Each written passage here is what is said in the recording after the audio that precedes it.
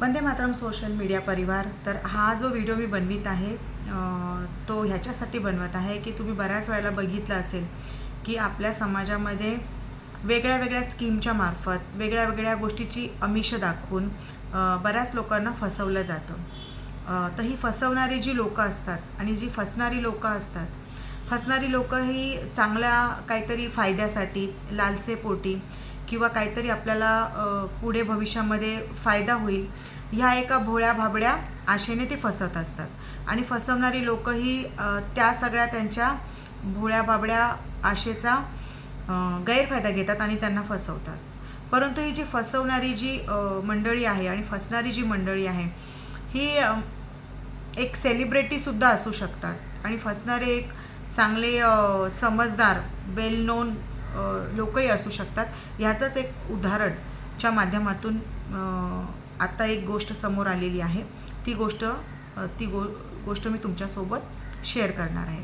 तुम्ही जर बघितलं असेल, तुम्हा सर्वांना माहीत असेल की शिल्पा शेट्टीचे जे पती आहेत राज कुंद्रा, हे राज कुंद्रा हे पोर्नोग्राफीमध्ये कारावासात होते। त्यांच्यावर पोर्नोग्राफी केल्यामुळे आणि पोर्नोग्राफी करून मुलींना आणि महिलांना फसवून पोर्नोग्राफी करून अशा चुकीच्या मार्गाने पैसा कमवल्यामुळे त्यांच्यावर गुन्हा दाखल झालेला आणि त्या संदर्भात ते काही महिने कारागृहात होते आणि त्याच्यामध्ये त्यांना जामीनही झालेला आहे। आणि आपल्या सर्वांना असं सांगितलं जातं की राज कुंद्राचे हे खूप वेगळे वेगळे बिझनेस आहेत म्हणून, परंतु हे वेगळे वेगळे बिझनेस कुठल्या प्रकारचे आहेत, कशा प्रकारचे आहेत, हाही मुद्दा महत्त्वाचा आहे आणि ह्याबाबतच एक जनजागृती व्हावी म्हणून मी हा व्हिडिओ बनवित आहे। तर तुम्हाला माहिती आहे की पोर्नोग्राफीमध्ये ज्या वेळेला राज कुंद्राला अटक झाली आणि अटक झाल्यानंतर त्यांना कारावास झाला, त्याच्यानंतर त्यांची जामिनावर मुक्तता झाली, सुटका झाली। तर हे राज कुंद्रा हे अशा वेगळ्या वेगळ्या चुकीच्या व्यवसायामध्ये फसलेले आहेत। हे चुकीचे व्यवसाय करतात की त्यांचा जर तुम्ही बघितलं असेल की बिटकॉइन फर्जी स्कॅम जो एक होता तो सुद्धा खूप गाजलेला आहे। त्याच्यामध्ये किमान 150 करोडचा घोटाळा त्यांनी केला होता, 150 करोडची फसवणूक केली होती। या बिटकॉइन स्कॅमची इन्व्हेस्टिगेशन ईडीने केली आणि ईडीने त्यांची बंगले आणि त्यांचे फ्लॅट जप्त करून 97 करोड हे त्यांनी वसुली केली, परंतु अजूनही त्यांच्यावर 53 करोडची वसुली ही बाकी आहे। तर हे जे सेलिब्रिटी लोक आहेत म्हणजे ते अशा प्रकारे घोटाळा करतात, कारण का की त्यांनी केलेले हे जे दोन्ही प्रकार आहेत, ह्या प्रकारामध्ये शिल्पा शेट्टीचं तर नाव इन्व्हॉल्व नव्हतं त्याच्यामध्ये, परंतु आता जी काही एक घटना घडली आहे त्याच्यामध्ये शिल्पा शेट्टीची सुद्धा इन्व्हॉल्वमेंट सिद्ध झालेली आहे। तर हे जे बिटकॉइन प्रकरण असू दे किंवा पोर्नोग्राफी प्रकरण असू दे, अशा माध्यमातून लोकांची फसवणूक करणे आणि अशा माध्यमातून पैसा कमवणे, तर त्याची चौकशी सुरू आहे आणि त्याच्यावर कारवायासुद्धा झालेल्या आहेत मिस्टर राज कुंद्रावर। आणि मिस्टर राज कुंद्रावर जी बिटकॉइनची जी स्कॅमची जी प्रकरण आहे त्याच्या बाबतीत चार्जशीट आता म्हणजे पूर्ण होण्याच्या मार्गावर आहे आणि त्याच्यामध्ये 53 करोडची वसुली ही बाकी आहे। म्हणजे टोटल तो 150 कोटीचा घोटाळा आहे।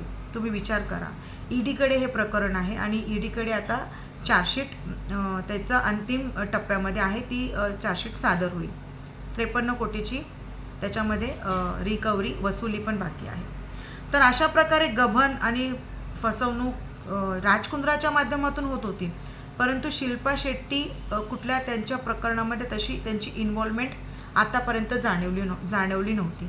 परंतु आता जे एक प्रकरण घडलेलं आहे की 2014ला सतयुग गोल्ड म्हणून राज कुंद्रा आणि शिल्पा शेट्टी यांनी एक कंपनी काढली, एक गोल्ड स्कीमची कंपनी काढली आणि ह्या कंपनीच्या मार्फत त्यांनी एका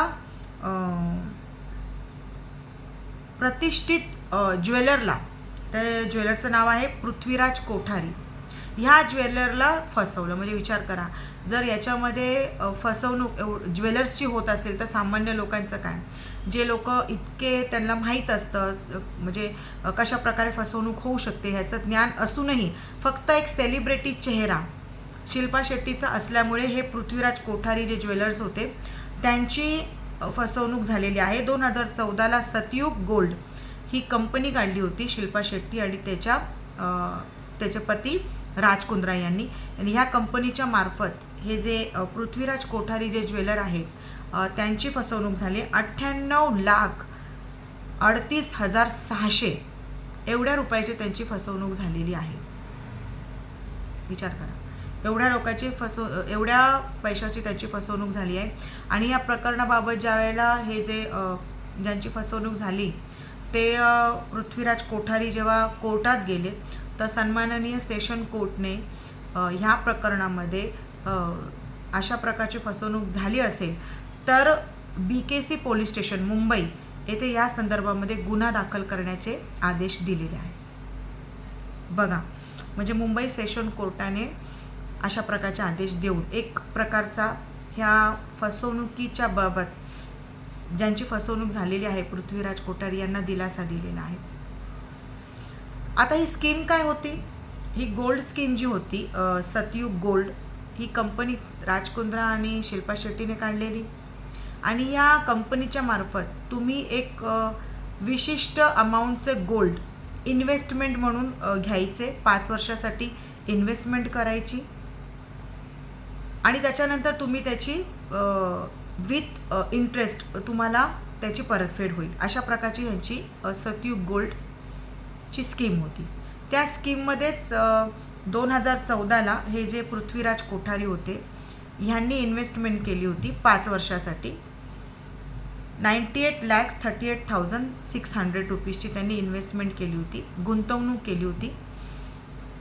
तर त्यांची गुंतवणूक ही 5 वर्षानंतर म्हणजे 2019ला त्याचा जो कार्यकाल होता तो संपलेला.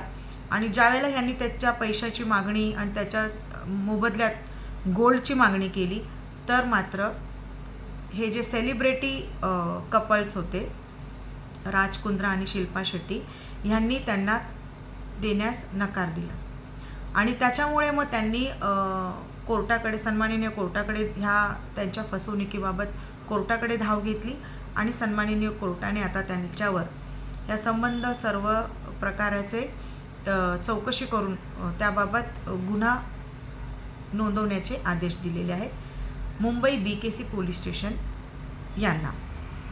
तर मंडळी बघा की जी फसवणूक होते ना, आपल्याला बऱ्याच वेळेला असं होतं ना की एक चांगला चेहरा किंवा सेलिब्रिटी चेहरा असेल तर आपली फसवणूक सहज आपण विश्वास ठेवतो आणि विश्वास ठेवल्यामुळे आपला तिथेच विश्वासघात होतो आणि आपली फसवणूक होते. तुम्ही बघितलं असेल की म्हणजे जाहीररित्या लोकांची फसवणूक केली जाते. मोठे मोठे जे सेलिब्रिटीज असतात ते खूप ॲडव्हर्टाईजमध्ये देतात की हा साबण लावल्यानंतर किंवा ही क्रीम लावल्यानंतर तुम्ही लगेच गोरे होणार, तुम्हाला म्हणजे तुमचे कुठले काही शॅम्पू असतील किंवा कुठले साबण असतील तर तुमचं हेअरफॉल थांबेल, तुम्ही सुंदर होणार किंवा तुम्ही बारीक होणार. म्हणजे अशा वेगळ्या वेगळ्या प्रकारच्या जाहिराती असतात आणि त्यांचं प्रमोशन हे सेलिब्रिटी करतात. परंतु सेलिब्रिटी ज्या प्रोडक्टचं प्रमोशन करतात ते प्रोडक्ट ते स्वतः वापरत नाहीत कधीच. कारण का, एक तुम्ही जर म्हटलं उदाहरणार्थ फेअर अँड लवली लावल्यानं कधी कोणी गोरं होत नाही. आणि त्या प्रोडक्टची जी व्यक्ती जाहिरात करते ती स्वतः कधीच ती फेअर अँड लवली लावत नसते. तर अशा प्रकारे जे सेलिब्रिटी किंवा कोणी व्यक्ती असेल त्याच्या फेस व्हॅल्यूवर जाऊन तुम्ही अशा कुठल्याही प्रकारचे डिसिजन्स तुमच्या आयुष्याचे घेऊ नका. तुम्ही स्वतः एक्सपिरियन्स करा, अनुभव घ्या. प्रत्येक गोष्टीचा अनुभव घ्यायच्या अगोदर तुम्ही समजा एखाद्या कुठल्या स्कीममध्ये वगैरे तुम्हाला पैसे गुंतवायचे असतील तर त्या स्कीमची पूर्ण माहिती घेऊन ज्या लोकांनी त्याच्यामध्ये पैसे गुंतवले आहेत त्यांचे अनुभव तुम्ही शेअर करा. त्याच्या अनुभवातून तुम्ही काही स्वतःसाठी एक अनुभव घ्या आणि पूर्ण स्टडी करून, पूर्ण विचार करून तुम्ही कुठल्याही स्कीममध्ये पैसे गुंतवा. सुरक्षित स्कीममध्ये तुम्ही पैसे गुंतवा. कुठल्याही जाहिराती असतील किंवा कुठले सेलिब्रिटीज असतील त्यांच्यामुळे तुम्ही कुठल्याही प्रकारच्या गोष्टी खरेदी करू नका किंवा कुठल्याही स्कीममध्ये तुम्ही तुमची इन्व्हॉल्वमेंट करू नका. प्रत्येक गोष्ट ही तुम्ही चोकसपणे एकदम उघड्या डोळ्याने आणि विचार करून तुम्ही त्याच्यामध्ये तुमचा सहभाग दाखवा. सतर्क रहा, सावधान रहा. धन्यवाद. जय भारत.